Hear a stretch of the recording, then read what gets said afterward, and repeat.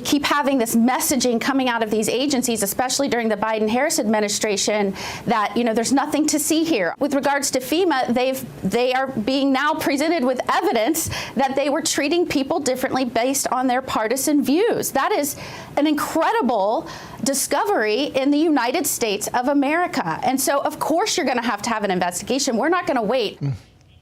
Well, FEMA insisting that the case of an agency supervisor telling relief workers to avoid Trump campaign signs at homes during disaster response is an isolated incident. Let's bring in the FEMA official who was fired over the incident, but claims she has been made a scapegoat. Marnie Washington. Marnie, thank you so much for coming on. I want to read this because this is from the FEMA administrator, Deanne Criswell. She said this, and she's talking about you. She said, quoting here, recently, a FEMA employee departed from these values to advise her survivor assistance team to not go to homes with yard signs supporting President-elect Trump. This was reprehensible. I want to be clear to all of my employees and the American people, this type of behavior and action will not be tolerated at FEMA. You say this is not your policy. You're not political. You don't care about the right or the left. You are simply doing your job and following your orders. So you're telling me these orders came from somebody above? Correct. When I first reported to Florida,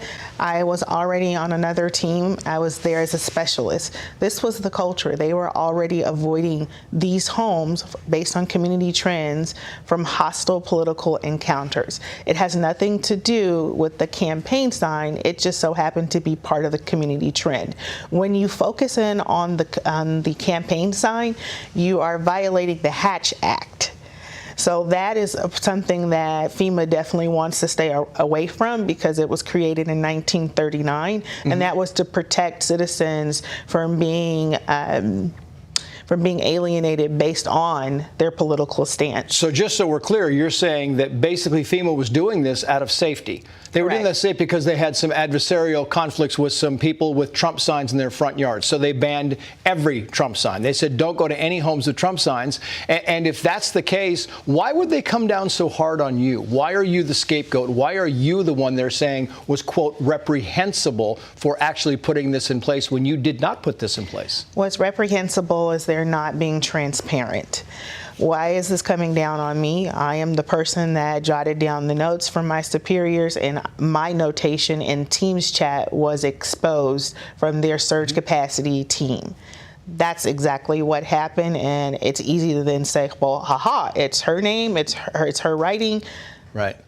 Make her accountable for it. But I'm just simply executing, again, what was coming down from my superiors. Right. And I'm wondering, because it says things like when on this list that says avoid the Trump houses, drink water, take rest breaks. So there's a list of things. You didn't come up with those either, right? No. So you didn't come up with any of this list. Is Correct. that a fair assessment? Yes, sir.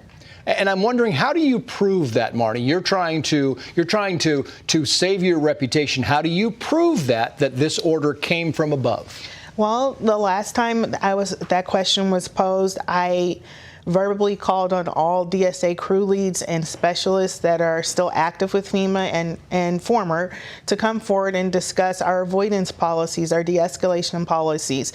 Because to be honest with you, we don't just I know the highlight here is the Trump campaign signage, but if someone is in another, like an urban community, and it's a different culture and someone feels uncomfortable, we can't go to that home. If you have loose dogs and someone on the team is comfortable with dogs and another person is not, we can't go to that home because of safety precautions. So you feared the Trump houses. The people on FEMA were fearing the Trump houses like they were fearing people with vicious dogs in their backyard. Exactly. And and that's based on the trends. You can ask FEMA for incident reports. They have those because they ask us to report out if there's an incident at home. And unfortunately, again, the passionate supporters for Trump, some of them were a little bit violent. But all of them were painted with the same broad brush. All of them as being, we're not going to go near these because we think they're all bad people. No, because some were registered. Some did receive case inquiries and updates. Yeah. Some of them came outside and said, hi, I appreciate what you're doing. I would like to participate. And then some were very vocal and firm that they didn't want anything to do with FEMA, and they thought that we were crooks.